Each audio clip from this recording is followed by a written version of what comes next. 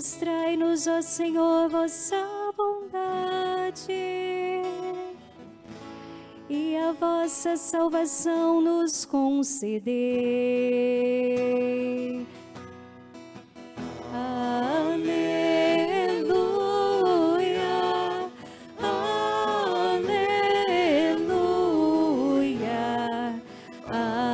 aleluia, aleluia.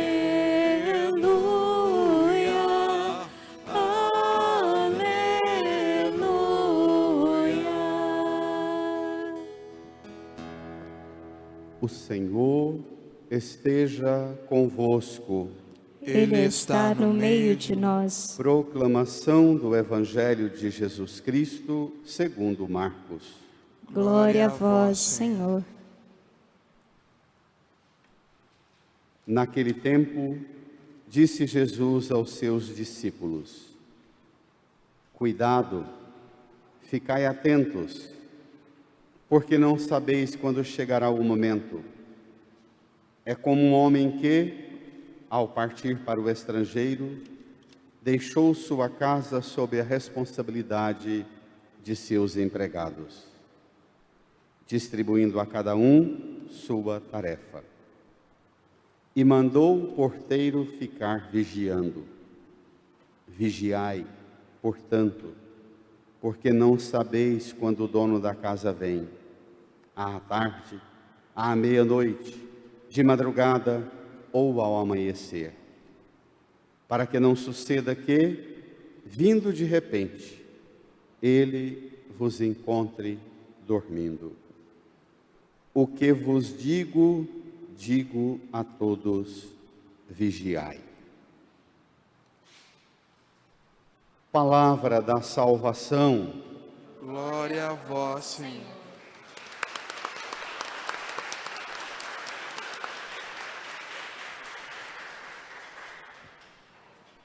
Nos recolhamos num tempo de profundo silêncio. No íntimo do nosso coração rezemos, pedindo ao Espírito Santo o auxílio necessário para que compreendamos bem o sentido da Escritura.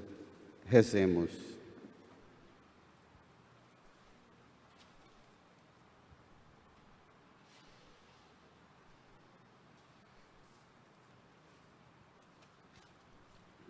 Amém.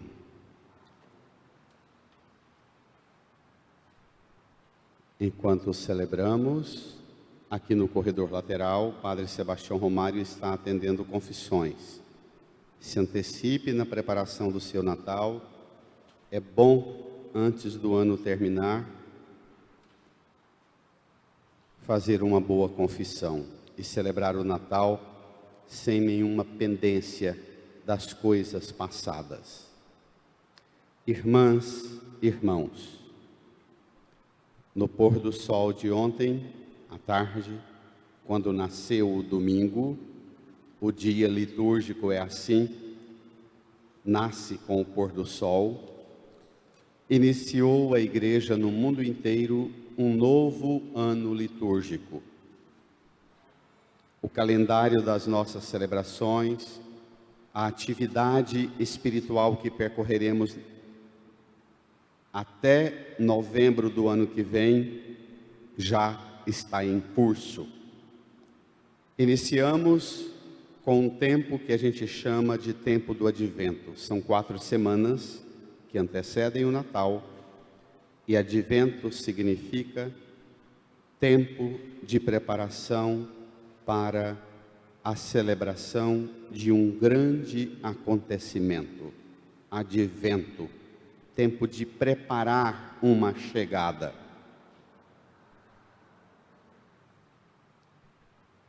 Nessas 4 semanas, nós ficaremos 2 semanas mais perto do Natal, preparando e depois celebrando o Natal.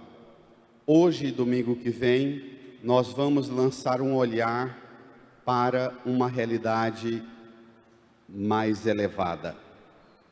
A vinda do Senhor, a vinda futura do Senhor. Ao longo da Santa Missa, por várias vezes a gente repete: vinde, Senhor Jesus, venha a nós o vosso reino, enquanto vivendo a esperança aguardamos a vinda do Cristo Salvador. Bendito que vem em nome do Senhor, hosana nas alturas. Vários momentos não se celebra a Santa Missa sem proclamar no mínimo 5 vezes que nós somos o povo que aguarda a vinda do Senhor. Bento XVI recorda que disso deriva o nome paróquia. Em grego, paróquia significa comunidade ou acampamento de estrangeiros. Pensa. Tamanha relevância que tem para nós a expectativa da vinda do Senhor, tamanha relevância que tem para nós o aguardar a vinda do Senhor, que se dá o nome de paróquia, aquela porção do povo de Deus que se reúne perto de uma igreja, que em grego significa aldeia ou acampamento de estrangeiros. Aqui, nesta pátria, nós somos cidadãos do provisório. Caminhamos para uma realidade eterna que supera tudo quanto aqui, das coisas melhores, das piores, caminhamos para uma realidade que supera em tudo esta nossa aqui.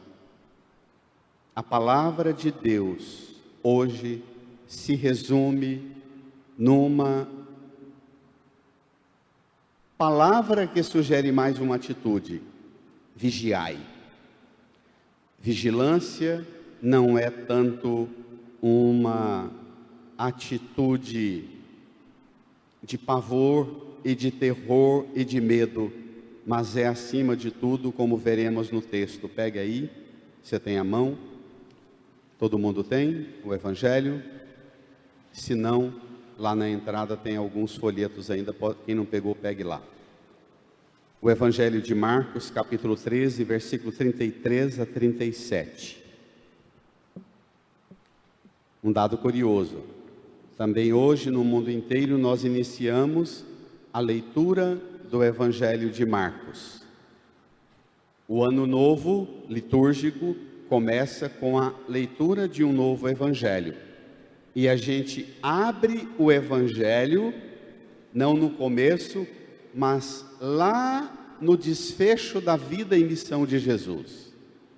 Nesse texto que nós tomamos agora, nós estamos aqui num dos últimos ensinos de Jesus, como estávamos no Evangelho de Mateus. Antes de ser preso, ser condenado à morte, ser morto, Jesus dirige aos discípulos esta última recomendação. Vamos lá? Naquele tempo, disse Jesus aos seus discípulos: cuidado, ficai atentos, porque não sabeis quando chegará o momento. É como um homem que, ao partir para o estrangeiro, deixou sua casa sob a responsabilidade de seus empregados.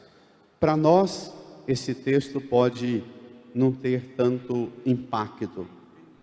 Para os apóstolos que escutavam, eles sabiam que Jesus, ao longo de 3 anos, os preparou, avisando-lhes que, chegando o fim da sua caminhada, ele seria julgado, condenado à morte, morreria, ressuscitaria e voltaria para o céu. Os discípulos escutam isto, que parece para nós enigmático, mas para eles era muito claro. Cuidado, ficai atentos, porque é como um homem que, partindo para o estrangeiro, o homem que vai para o estrangeiro é ele que ressuscita e sobe aos céus, e deixa a sua casa sob os cuidados dos empregados. Os empregados são os apóstolos e a casa é a igreja. E é curioso que a última conversa de Jesus com os apóstolos seja exatamente acerca da igreja. Seja exatamente um tema para os dias de hoje, tão delicado e tão difícil.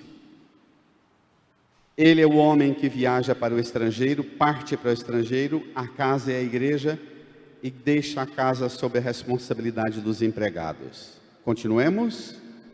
Distribuindo a cada um sua tarefa. E mandou o porteiro ficar vigiando. Melhora o microfone da Lara aí, por favor. E mandou o porteiro ficar vigiando. Ou é o meu retorno que não está bom? E mandou o porteiro ficar vigiando. Então tem os empregados que administram a casa. Cada um na casa recebeu uma tarefa e deixou na casa um porteiro. Para os apóstolos, isso era tranquilo.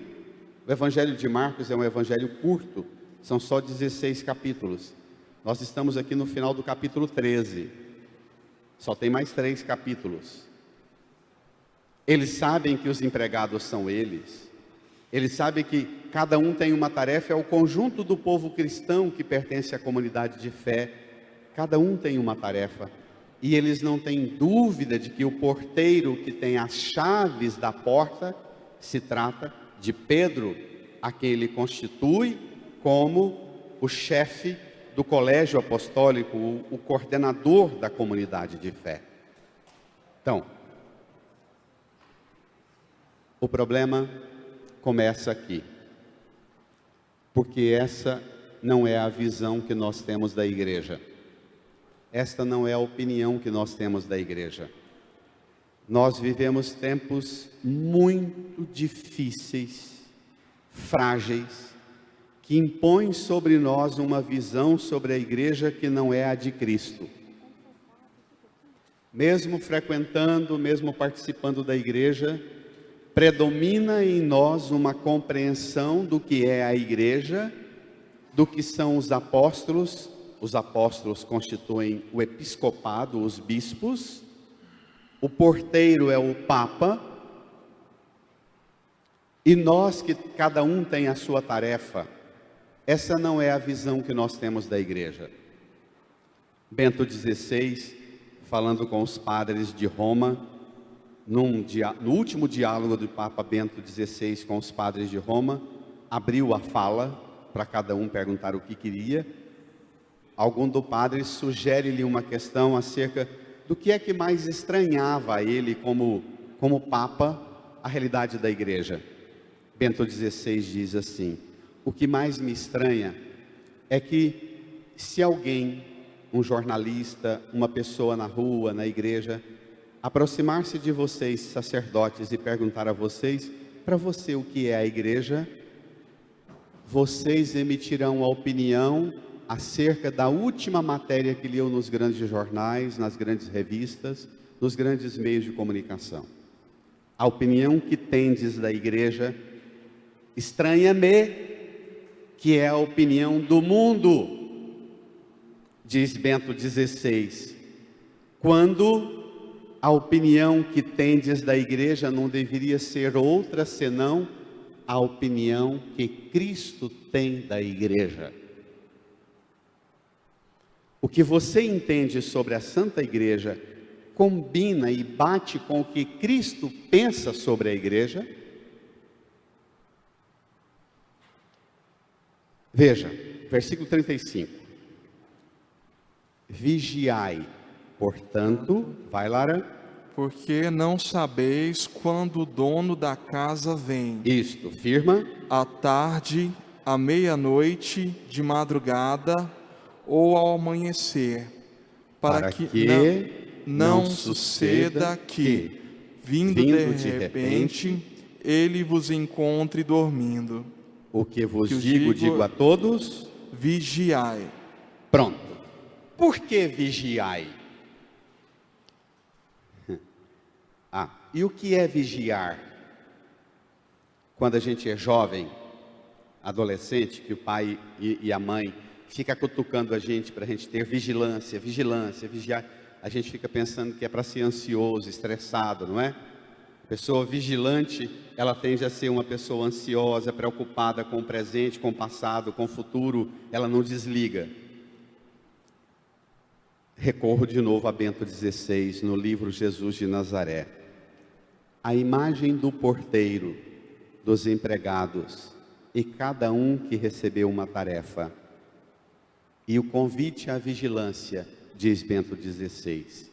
Essa mensagem, estas palavras, indicam claramente o significado que se deve dar ao termo vigilância. Vigilância não é sair do presente, especular o futuro, esquecer o tempo real. Antes, pelo contrário, vigilância significa fazer aqui e agora, hoje, o que é justo e cumpri-lo como alguém que se sente na presença do próprio Deus.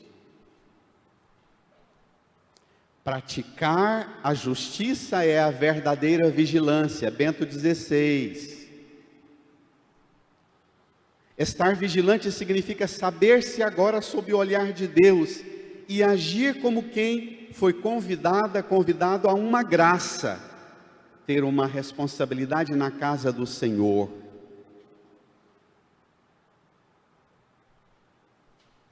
Irmã, irmão, ser vigilante não é ser ansioso, estressado, neurótico, desequilibrado com o futuro, com as preocupações da vida.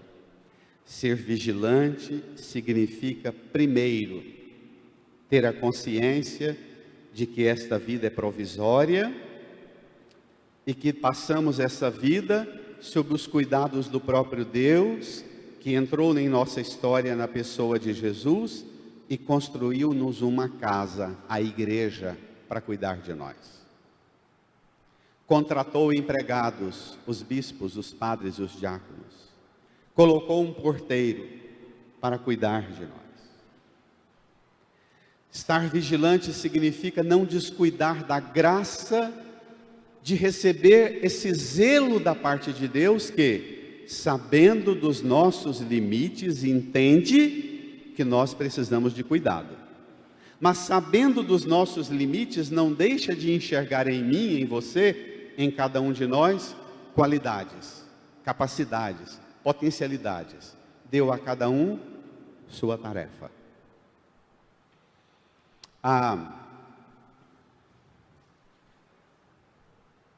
Retomo a polêmica. Se você digitar Igreja Católica, Papa Francisco, bispo, padre, no celular ou na internet, vai te bombardear o Google de informação, seja dos escândalos nossos, ou seja, dos vídeos e das mensagenzinhas das redes sociais, com os sites, principalmente dos grupos que manipulam um discurso acerca da igreja, os grupos de interesse profundo que tendem a transformar a igreja numa massa de manobra dos poderes deste mundo, os grupos principalmente de esquerda e de direita, que quer bispos e padres e até papa falando o que eles gostam e desejam como sistemas para o mundo, sempre. E os cristãos multiplicam e replicam essas mensagens numa naturalidade tremenda. Desautoriza os empregados do Senhor e o porteiro, dizendo: esse papa é comunista, esse papa é capitalista, esse papa é liberal, esse papa é marxista, esse bispo é não sei o que, esse padre é não sei o que. Nós ficamos discutindo o que passa na mente, na cabeça dos empregados, e esquecemos que a casa é do Senhor, os empregados são do Senhor, e nós devemos comportar-nos nesta igreja como gente que o Senhor cuida. A segunda leitura de hoje diz assim, vocês não têm aí, mas eu retomo, da primeira carta de São Paulo aos Coríntios, diz assim, capítulo 1, versículo 5: em Cristo fostes enriquecidos em tudo, em toda palavra e em todo conhecimento. Em Cristo fostes enriquecidos em tudo, em toda palavra e em todo conhecimento. No versículo 7 diz assim: assim não tendes falta de nenhum dom. O Senhor distribuiu a cada um sua tarefa. E a você que diz que crê em Jesus como seu Senhor e Salvador, que se identifica com a vida de fé e o seguimento dele, ele te pôs nesse mundo e te deu tarefa, distribuiu a cada um uma tarefa. Se deu a você a tarefa de ser pai, de ser mãe, você não tem falta de nenhum dom. Não arrume desculpa esfarrapada. Não comece a fazer levantamento de suas fragilidades, esconder-se atrás das suas rachaduras e trincaduras, dizendo: eu não dou conta, não sou capaz, não me é possível. Porque quem te chamou para a tarefa, te dá o dom para executá-la. Amém? Amém. Em tudo, não tendes falta de nenhum dom. O que o Senhor te pôs no mundo para fazer, faça-o. E faça-o como alguém, não só que recebe uma tarefa, que recebe um dom, mas como alguém que é moldado pela mão dele. Pegue a primeira leitura, você tem aí no seu folheto, do profeta Isaías.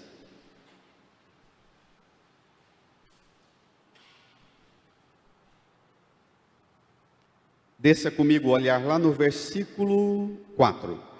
Encontrou? Falando da vinda do Senhor.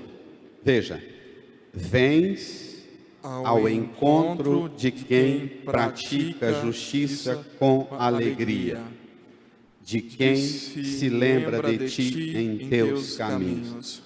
Você recebeu o chamado do Senhor, ele distribuiu a cada um sua tarefa, ele deu o dom a cada um, e nós precisamos viver essa vida praticando a justiça com o quê? Com alegria. Tem muita gente que, lutando por justiça, pelas coisas corretas, certas, honestas, com disciplina, com determinação, a primeira coisa que ela acha que tem direito de ser, porque ela é correta, porque ela é justa, porque ela é honesta, ela acha que ela tem direito de perder o bom humor. Não tem gente assim? Porque ele é correto, ele pode dar coice e chute no vento. O Senhor vem ao encontro de quem pratica a justiça com alegria. Porque praticar a justiça não é um peso, é uma graça. Ser honesto é uma graça sobrenatural. Fazer o bem é uma graça sobrenatural. Antes de ser virtude pessoal, é graça. Continua. Tu te irritaste porque nós pecamos. É nos caminhos de outrora que seremos salvos. Caminhos de outrora, o caminho da fé dos nossos pais, dos nossos avós, aquele caminho manso, simples, humilde do povo antigo. É aquele caminho de outrora que nós seremos salvos. Veja. Todos nós nos tornamos imundície. Vai. E todas as nossas boas obras são como um pano sujo. As boas obras são como pano sujo. Imagina as más obras. Vai. Murchamos todos como folhas, e nossas maldades empurram-nos como o vento. Se você está indo para o pior, luta e está indo para o pior, sua maldade é que está empurrando você. Converta-te, volte para os caminhos de outrora, que você vai ser salvo. Continua. Não há quem invoque teu nome, quem se levante para encontrar-se contigo. Escondestes de nós tua face e nos entregastes à mercê da nossa maldade. Nos entregaste à mercê da nossa maldade.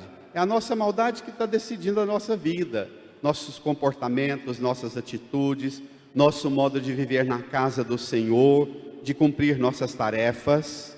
Agora vem o mais belo. Espere. Você pensa que Deus te deu uma tarefa, uma missão, e que é um peso ser pai, ser esposo, ser mãe, ser esposa, ser honesto, ser fiel, trabalhar, batalhar por um mundo melhor, progredir, avançar nas coisas boas. Você pensa que é um peso, mas você se esquece que o Senhor te deu uma tarefa, mas Ele não te deixa ter falta de nenhum dom. Mas mais do que isso, você mesmo, com toda a sua fragilidade, você tem a graça de ser obra da mão de Deus. Veja, versículo 7. Assim mesmo, Senhor, Tu és nosso Pai, nós somos barro, Tu nosso oleiro, e nós todos obra de Tuas mãos. Assim mesmo, Senhor, Tu és nosso Pai, nós somos barro, Tu nosso oleiro, e nós todos obra das Tuas mãos. Como é consolador escutar isso. Eu sou barro? Sou. Tenho fragilidades enormes, mas sou obra da mão do Senhor.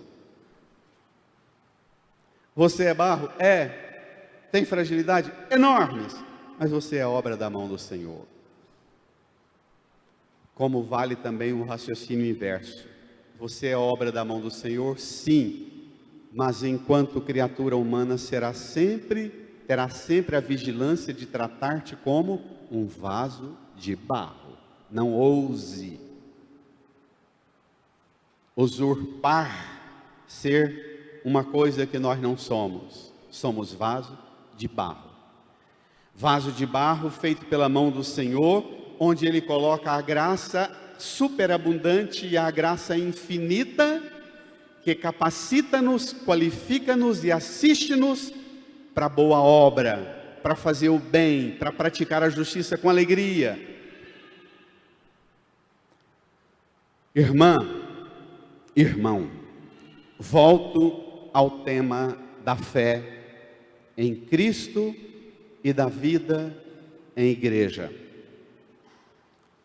Se você continuar pensando que tudo é um peso, é uma tragédia enfadonha, é uma fatalidade, as responsabilidades e a missão, você não vai progredir e não vai alcançar um nível que o Senhor deseja.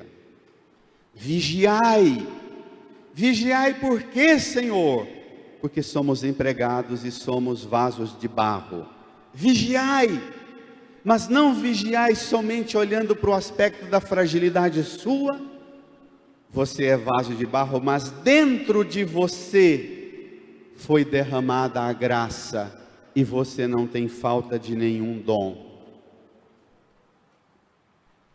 Não permita que as desculpas, os atalhos, te façam fugir da graça de ser o que você é. Uma verdade profunda, que compõe ao mesmo tempo a fragilidade e a grandeza de ser obra da mão de Deus. Incline a sua cabeça, feche os olhos e renove em seu coração a sua disposição em ser instrumento do Senhor, em ser vaso nas mãos do Senhor, em ser alguém que por onde passa leva a graça e o dom de Deus derramado em você, e deu a você as tarefas e as responsabilidades, porque Ele sabe que você é capaz, porque você é a obra da mão dEle, Ele te conhece. Renove sua aliança, sua amizade, sua íntima comunhão com o Senhor.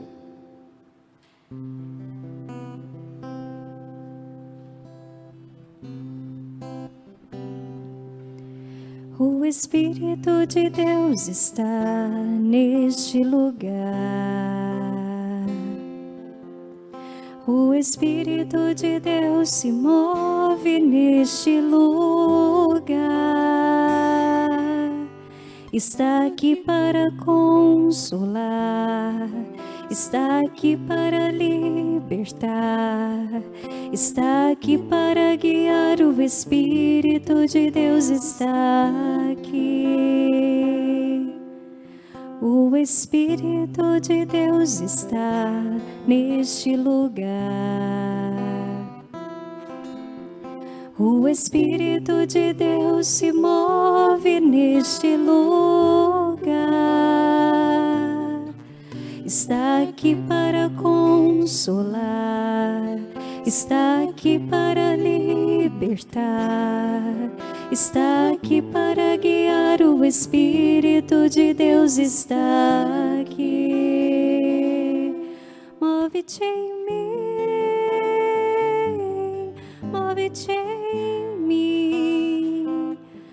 Toca minha mente, o meu coração. Enche minha vida com teu amor. Move-te em mim, Deus Espírito, move-te em mim.